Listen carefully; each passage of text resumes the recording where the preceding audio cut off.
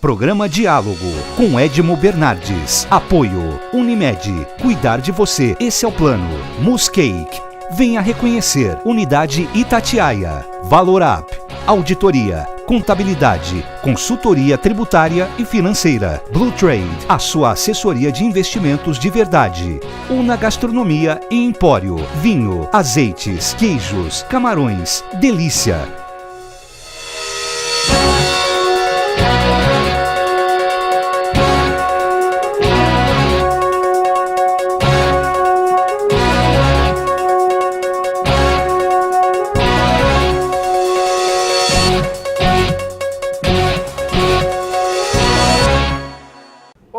No programa de hoje eu recebo o prestigiado e renomado jornalista Ricardo Boechat. Ricardo, obrigado por nos receber aqui nessa correria na TV Bandeirantes, na sua atividade. Muito obrigado mesmo. Prazer é meu. Eu recebi uma informação a princípio do o que você, eu não estou enchendo sua bola não, mas são os números e as informações que a gente teve do aumento da audiência de jornalismo da TV Bandeirantes, com a sua assinatura, com a sua credibilidade. Na verdade, esse é um processo que o Jornal da Band vem experimentando, especialmente ano passado já, e esse ano mais acentuadamente, esse início de ano, com uma curva muito boa de crescimento da audiência. Eu podia aqui comemorar, soltar fogos, mas nós ainda somos uma emissora e um telejornal em horário nobre que disputa ali um segundo lugar eventual, terceiro mais frequentemente, embolando ali com SBT e com a Record. A Globo mantendo sua liderança histórica com vários corpos de vantagem. Para nós que estamos nesta disputa da Série B, digamos assim, da audiência, qualquer variação, ainda que numericamente seja pouco expressiva, ela é mercadologicamente relevante, né? Porque é a opção que se dá ao consumidor de notícia, ao anunciante, enfim, ao público de uma maneira geral, é a opção que se dá à própria Globo.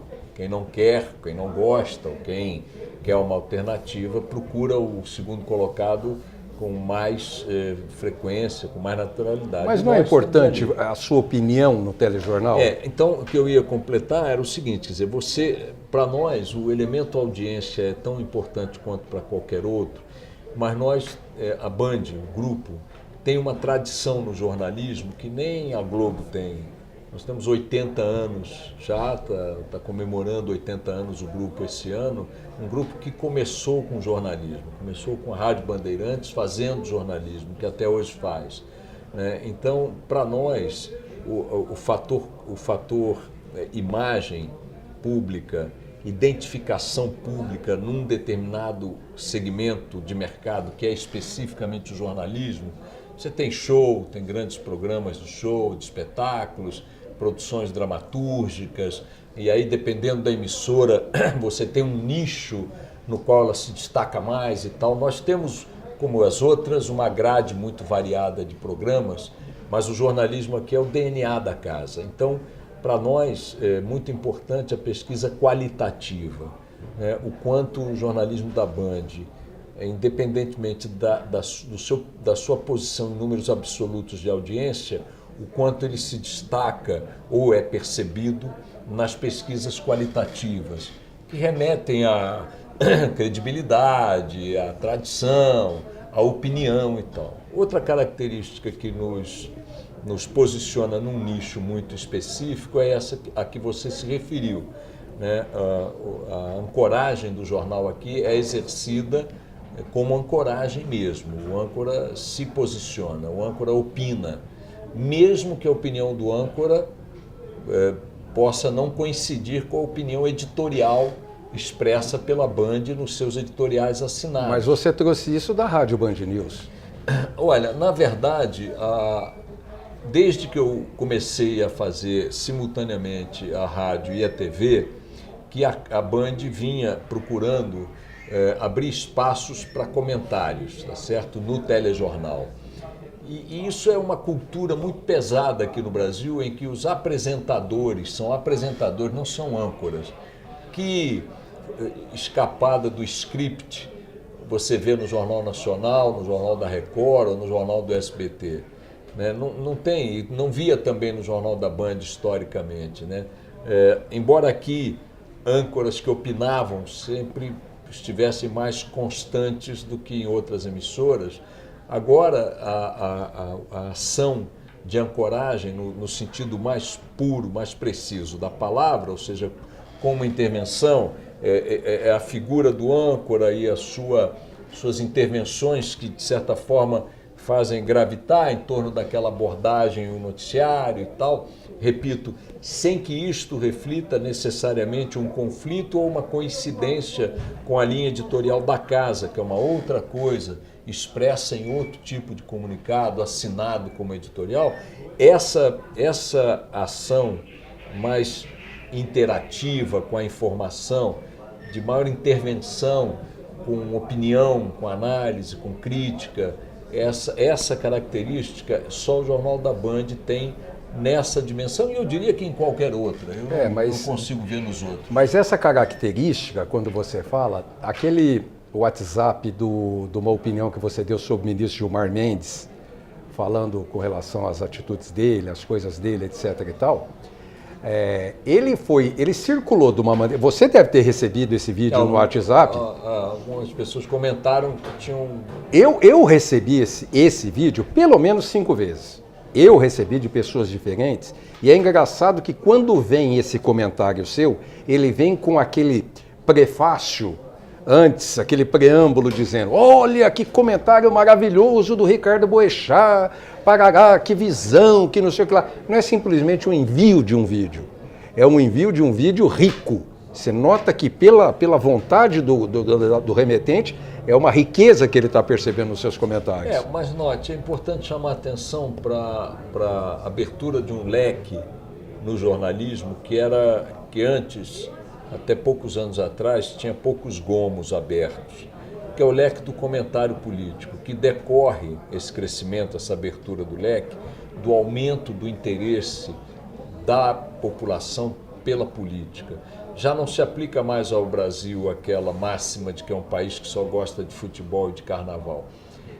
Talvez até com poucas consequências práticas, o fato é que a política está incorporada a esse cardápio do interesse cotidiano do brasileiro. O Brasil também gosta da Polícia Federal hoje em dia. Eu diria que ela está dentro desse contexto aí da política. Esse cardápio aí, né? Então, você vê, de 2013 para cá, mais acentuadamente, não só os fatos da vida pública, da vida política, turbinaram essa tendência, como ela já se manifestou de forma muito forte em 2013. Hoje, você não vai a nenhum lugar, em qualquer extrato social, em qualquer ambiente econômico, em qualquer comunidade, por mais distintas que sejam as condições de vida, e com 2 minutos de conversa, as pessoas querem falar de política. As pessoas querem saber de impeachment, querem saber de eleição, querem saber de Temer, de Dilma, de Lula, se vai prender, se vai soltar, se é inocente, se é culpado. Falam de 2018, aí fala de Bolsonaro, fala de João Dória, fala. Este é um país em que o nome dos ministros da Suprema Corte estão na boca do povo. Isso tem um lado positivo. Você acha que o brasileiro está se politizando? Eu acho que ele tomou gosto pela política, pelo tema. A politização é uma espécie de aprendizado. Como você dissesse, o cara gostou de frequentar a escola, gostou do assunto escola, da rotina de ir à escola. Ele está se instruindo, ele está se educando no sentido escolar da coisa. São coisas distintas. Mas eu acho que primeiro você precisa querer ir à escola, você precisa gostar de ir à escola e viver aquela realidade para ela poder entrar no teu cardápio de aprendizado mesmo. Diz um amigo meu que gosta de incentivar a leitura: você quer ensinar uma pessoa a ler? Dê qualquer coisa para ela ler, nem que seja revista em quadrinhos, depois ela escolhe o que ela quer. Olha, daqui a pouquinho nós estamos de volta, até já.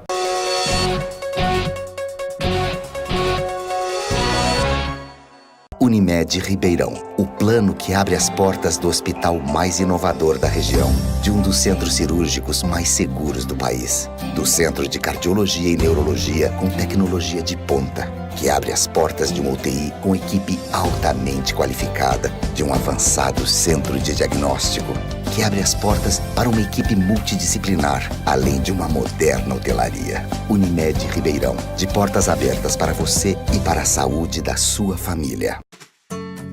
Hoje eu quero aquela brusqueta de pepperoni. Eu não vejo a hora de provar o confit de pato. Ou será que peço o risoto de carne seca, hein? E eu mereço o brownie de sobremesa. Eu vou pedir a torta de chocolate com gelé de damasco. Nossa, a gente nem chegou e já tá pensando na sobremesa. O Mousse Cake da Itatiaia agora é My Mousse Cake. O mousse cake que você sempre amou, com tudo que você sempre pediu.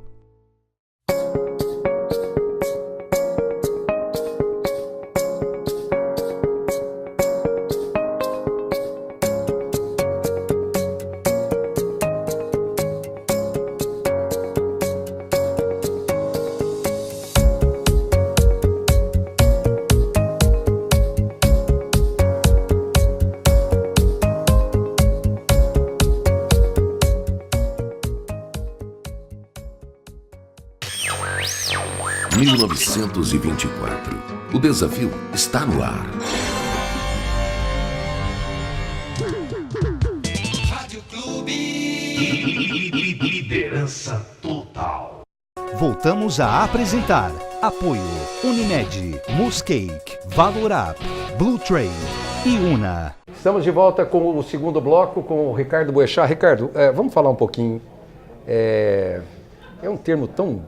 Não gosto desse termo, mas eu vou usar esse termo. Há uma grande pizza aí na área, não? Acho que não. Acho que não. O que você pode ter num horizonte qualquer de tempo é uma pizza que não é a pizza que você pediria na pizzaria. Você quer marguerita, vem uma de alite. Você quer uma de alite, vem uma de mussarela, 4 queijos. Eu não sei. Talvez esse risco exista de vir algo que não atenda à plenitude de tuas expectativas, você e os demais brasileiros. Qualquer cidadão. Ponto. 200 milhões de pessoas esperando alguma coisa. Pode ser que o que venha não corresponda a isso, mas virá algo. Isso eu não tenho nenhuma dúvida. Não tem volta mais. Não tem volta. Não dá para as coisas ganharem a visibilidade que ganharam, serem o que são e o que foram. O país conectado como o Brasil que é uma baita de uma vantagem. Nós temos 200 milhões de habitantes e mais de 260 milhões de celulares. Esse é um país que se comunica e tal. Se você quiser fazer um corte de qualidade, de consistência, como você perguntou no primeiro bloco, de politização, no sentido acadêmico da coisa, talvez você não encontre grandes notas para isso. Mas é um processo, e é um processo muito rico, muito forte. Acho muito pouco provável que nós voltemos a assistir o que historicamente vimos no país. Daí nada, arquiva, esquece, empurra com a barriga, impunidade e tal. Alguma coisa... Bom, algo já aconteceu, tá certo? Algo já está acontecendo concretamente. Você tem um elenco de grandes empresários na cadeia, você tem um elenco de políticos que não são pouco expressivos na cadeia, você tem de agentes públicos na cadeia, você tem um almirante na cadeia, o ex-presidente da Eletronuclear, a mais alta patente de uma das Forças Armadas, você tem lobista, você tem doleiro, você tem diretor de estatal, peraí, supondo que o mundo acabasse hoje, o último grito que um brasileiro daria sobre este assunto o país não é o mesmo que era quando eu tinha há 10 anos atrás, há 5 anos atrás, estou falando de 2013 para cá. Então, eu acho que isso aí não está produzindo um cozido, né? Tá? Para não dar em nada. Vai resultar em alguma coisa, eu não tenho nenhuma dúvida que vai. Na expectativa, onde você olha os jogadores dessa peleja, a parte política fazendo de tudo para melar. Então eu estou falando em reforma da Previdência vai aprovar uma reforma que não pode nem chamar de reforma. A reforma trabalhista parece que também estão segurando de tudo que pode. Mudanças na legislação para efeito de lei eleitoral, de reforma tudo. política. Quer dizer, tudo eles vão tentando mexer para não favorecer a sociedade. Olha, primeiro vamos separar as coisas, né? Nenhum país fez reforma da Previdência e ninguém mexeu em direito trabalhista sem problema. Em qualquer país do mundo, onde isso foi feito por via democrática, ou seja, com o Congresso funcionando, partidos, imprensa, eleições regulares, o couro comeu. Comeu na Inglaterra, né, na Grã-Bretanha, comeu... Na França, na Itália. Tudo quanto é lugar, um pau comeu, na Grécia e tal. Então, não vai ser aqui que vai correr para a galera um projeto de reforma da Previdência. A reforma trabalhista, eu diria até que mais ainda, porque embora ela seja menos abrangente, no caso da reforma da Previdência, o alcance é toda a sociedade presente e futura. No caso da reforma trabalhista, é um segmento da sociedade que está trabalhando, que é um pedaço, não é o todo. Mas ela é mais dolorosa, ela bate mais no nervo de organizações com poder de mobilização popular, greves, etc. e tal. Também não se faz uma reforma trabalhista sem tensões, sem cólicas cotidianas. Eu diria o seguinte, não houvesse a crise política realimentada pela corrupção na forma de agir crônica dos nossos políticos, porque mesmo que o Temer não tenha pego a mala de dinheiro, mesmo que o Temer seja o homem mais sério do mundo, quando eu digo corrupção na forma de agir, porque só uma corrupção na forma de agir permite que o presidente da República receba alguém naquelas condições no Palácio Aburu. Só a corrupção na forma de agir permite que um chefe de Estado encaminhe um empresário que está sendo investigado, depois de recebê-lo dessa forma de noite em casa, sem agenda, sem passar o nome na portaria e tal, encaminhe para um deputado resolver problemas. Só uma corrupção na forma de agir permite que um chefe de Estado ouça que o cara está corrompendo juízes e procuradores federais e não dá voz de prisão. Supondo que ele fosse no aspecto prático da corrupção, ou seja, pegar dinheiro para entregar a favor, que ele fosse um santo. A forma de agir no Brasil dos personagens da vida pública é uma forma corrupta, predominantemente. Fora a corrupção de fato, tá certo? Então, se você pensar bem, com todo esse ambiente maluco, um governo que vem de um impeachment, cuja legitimidade uma parte da sociedade contesta, etc. e tal, ainda assim, o surpreendente é que a reforma tenha andado até onde andou até agora. Não fosse a fita do Joesley, tá certo? Já tinha passado. Tinha passado. Então, sob o aspecto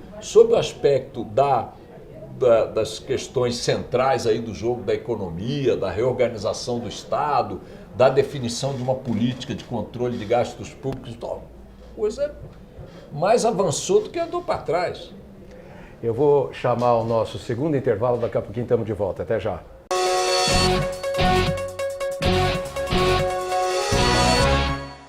Unimed Ribeirão, o plano que abre as portas do hospital mais inovador da região, de um dos centros cirúrgicos mais seguros do país, do Centro de Cardiologia e Neurologia com tecnologia de ponta, que abre as portas de uma UTI com equipe altamente qualificada, de um avançado centro de diagnóstico, que abre as portas para uma equipe multidisciplinar, além de uma moderna hotelaria. Unimed Ribeirão, de portas abertas para você e para a saúde da sua família. Hoje eu quero aquela brusqueta de pepperoni. Eu não vejo a hora de provar o confit de pato. Ou será que peço o risoto de carne seca, hein? E eu mereço brownie de sobremesa. Eu vou pedir a torta de chocolate com geleia de damasco. Nossa, a gente nem chegou e já tá pensando na sobremesa. O Mousse Cake da Itatiaia agora é My Mousse Cake. O mousse cake que você sempre amou, com tudo que você sempre pediu.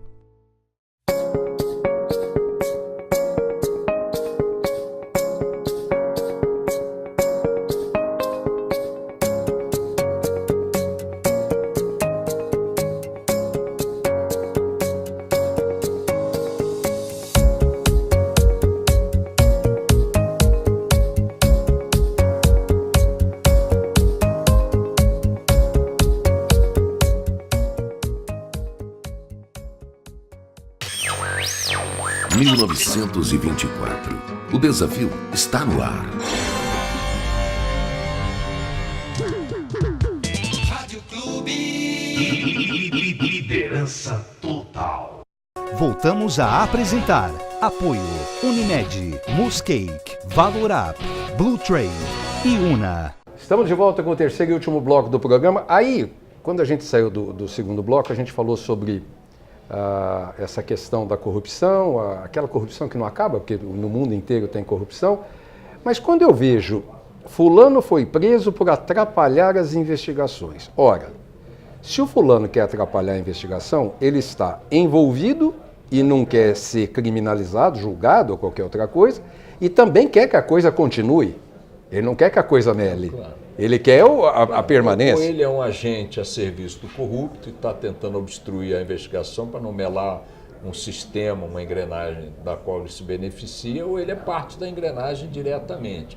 Quanto ao fato da corrupção ser um fenômeno global, é importante chamar a atenção, de fato ele é um fenômeno global, mas ele só é uma doença, uma epidemia em algumas economias, em algumas sociedades. Não é o mundo inteiro, no sentido assim, todo mundo tem, a gente também não. Poucos países no mundo têm a corrupção tão entranhada no Estado, na classe política, quanto nós. Por isso, o preço que nós estamos pagando, que não é um preço barato, sob todos os aspectos, para enfrentar esse problema a partir do advento da Lava Jato. Diz que o México é uma gracinha também nisso aí, né? Vários países têm problemas gravíssimos em termos de corrupção. O México, para citar um. Venezuela. A Itália voltou aos patamares da corrupção anteriores à Operação Mãos Limpas. E, enfim, você tem problemas graves até na Europa, num país europeu. Mas o Brasil está entre os top de linha, né? A Rússia tem problemas seríssimos de corrupção. Mas aqui a China... Mas o Brasil está entre os gigantes.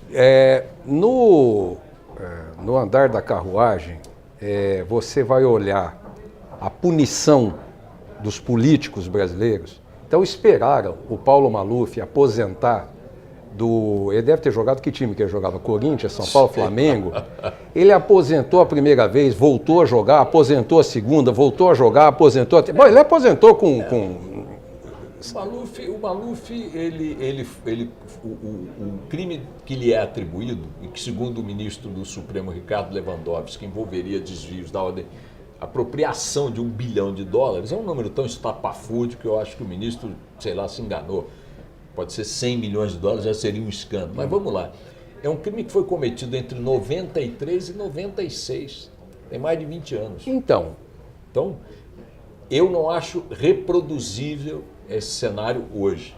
Será que não? Não. Então eu fui dar uma pesquisada. Tem crime do Romero Jucá, que está completando, se não me engano, o 16º ano que está lá no Supremo Tribunal Federal. Eu estou dizendo crimes praticados no atual contexto histórico, não é lá atrás. Eu digo o seguinte, Sérgio Cabral, pronto, cometeu o crime há 6 anos, 5 anos, 7 anos, tal. Está em cana e não vai sair. Mas... Eduardo Cunha, Aécio Neves, sei o que são. Eu estou dizendo o seguinte, os crimes que puderem entrar no radar dentro deste ambiente que está sendo construído de 3 anos para cá, são crimes que tendem a diminuir consideravelmente a taxa histórica de impunidade. É a minha expectativa e a minha percepção também. Né? Os personagens que perpetraram crimes, capturados por um corte de tempo mais curto, ou seja, já no ambiente que a Lava Jato está investigando, são personagens que não estão bem na fita. Estou te achando muito otimista. Não, não é um problema de otimismo. Primeiro, eu volto aos números que eu te dei no bloco anterior, no primeiro bloco. Os fatos mostram uma realidade diferente. Nós temos 4 ou 5 mega empresários, estamos falando do top da economia nacional. Essa gente era inalcançável. Alguns estão presos, outros estão sob delação premiada, outros estão com tornozeleira, outros pegaram bilhões recuperados. políticos presos, presidente de partido preso ou prestes a ser preso, o deputado do peito do presidente, o ex-presidente da Câmara, senador, líder de partido. Presidente de partido. Por favor. Não, estou me referindo ao Delcídio Amaral, líder no Congresso, líder no Senado. Eu estou dizendo o seguinte, não está se prendendo o Severino Cavalcante do cenário político, a caricatura. Não, está só por causa da lanchonete da Câmara? Está sim, ao elenco, aos estrelados da Hollywood brasileira, que é Brasília. Então, para mim, já tem uma realidade que é completamente diferente. E acho que ela não produz o caminho, ela não tem caminho de volta. Isso que eu ia te perguntar. Ou seja, depois que passar isso, que eu não sei se vai passar, pelo jeito vai demorar muito, depois que passar tudo isso, você não acha que pode voltar? Pode. Você falou da Itália, da mãos limpas. Pode. Com o grande dedo e caneta do Silvio Berlusconi. Na Itália houve uma grande mobilização popular, do Ministério Público também e tal, alcançou-se o coração de algumas organizações partidárias gigantescas, o Partido Democrata Cristão lá, mas houve um deixa para lá da sociedade, e da imprensa, houve uma espécie de cansaço, de enjoo diante do tema, do assunto, etc. e tal. E a classe política, de fato, trabalhou para minar, para fazer prescrição, para alterar leis, etc. e tal. Eu acho que não vai se ver o mesmo fenômeno aqui. Não acredito que esse mesmo fenômeno se repita. O Brasil levou séculos para poder olhar cara a cara de um político de grande poder e dizer para ele, você é corrupto. Eu não acredito que isso tenha volta. Pode ter uma volta? Se tiver, vai demorar mais de uma década para... E eu não acredito que se restabeleça o patamar de corrupção que de alguma forma chegou a ser instalado. E ela sobrevive fortemente. Veja, o Loures pegou a mala de dinheiro há 3 semanas. Não é que ele pegou há 3 anos, não. Pegou com a Lava Jato bombando. E não é que ele pegou porque passou e tal numa comissão da Câmara, não. A ordem, suspeitas que a ordem tenha partido do chefe de Estado. Então é claro que a corrupção está aí, é fortíssima. As forças que estão mobilizadas para melar o jogo da Lava Jato e do fim da impunidade são enormes, envolvem magistrados de primeira grandeza, partidos políticos, a unanimidade do Congresso. Diminuição no orçamento gravíssima. Agora, avanços inquestionáveis. Prisão em segunda instância passou, o fim do financiamento de empresas, de pessoa jurídica para campanha passou, o aumento no controle da opinião pública, da vigilância pública. O Ministério Público tomou um protagonismo que nunca teve na história do país, tá certo? Eu não sei se é um caminho que tenha volta. Eu acho que não tem. É a minha esperança. Obrigado. Pelo bate-papo. Ótimo, eu que te agradeço. E pelos seus comentários, você é um cara muito querido na região de Ribeirão Preto, você é muito admirado pelos seus comentários, pela sua inteligência. Muito obrigado. É uma alegria, um abraço para Ribeirão. Semana que vem nós estamos de volta. Até já. Programa Diálogo com Edmo Bernardes. Apoio Unimed. Cuidar de você. Esse é o plano. Muscake. Venha reconhecer. Unidade Itatiaia. Valorap. Auditoria. Contabilidade, consultoria tributária e financeira. Blue Trade, a sua assessoria de investimentos de verdade. Una Gastronomia e Empório. Vinho, azeites, queijos, camarões. Delícia.